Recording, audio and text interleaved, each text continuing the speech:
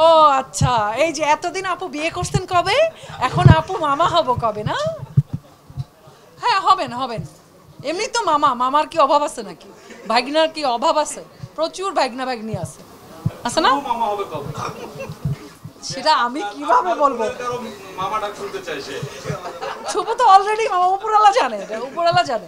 সংসার জীবন কেমন চলছে? সংসার জীবন ভালো চলছে, বেশ ভালো চলছে। এবং এই প্রশ্নটা জানি না, এটার পিছনে অনেক, আপনারা যখন এই ভিডিওগুলো আপলোড দিবেন এটার পিছনে অনেক এই কমেন্টের পিছনে অনেক কি বলে, মানে হেট্রেড কমেন্ট আসে যে এখনই ডিভোর্স হয়ে যাবে, 2 দিন দেখবো কতদিন সংসার যায়, ভিডিওটা ভাইরাল হয়।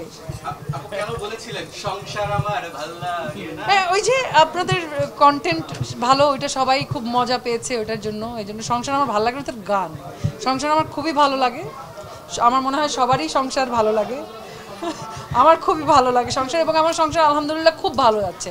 সংসার এত কঠিন কিছু না, আমরা ভাবি মনে হয় সংসার অনেক কঠিন, এবং আসলেই সংসার অত কঠিন কিছু না। যদি আসলেই আপনার মানে মানুষটার যদি ভালোবাসার মানুষটার সাথে যদি আপনার ওই বোঝাপড়া থাকে, তাহলে সংসার একদম পানির মতো সহজ, ট্রাস্ট মি।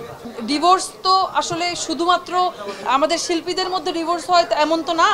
এখন তো ডিভোর্স একটা, মানে আমি জানি না, ডিভোর্স মানে আমাদের চেয়ে শিল্পীদের, মিডিয়ার মানুষজনের চেয়ে বাইরের মানুষের আমার মনে হয় বেশি হয়।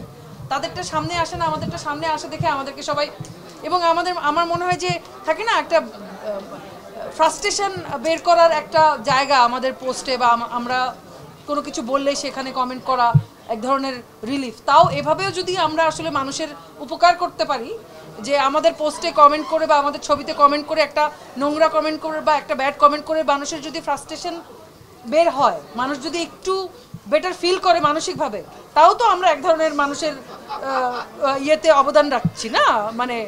তো ওইটাই আর কি, মানে গালি দিয়ে যদি ভালো লাগে তো দেন গালি।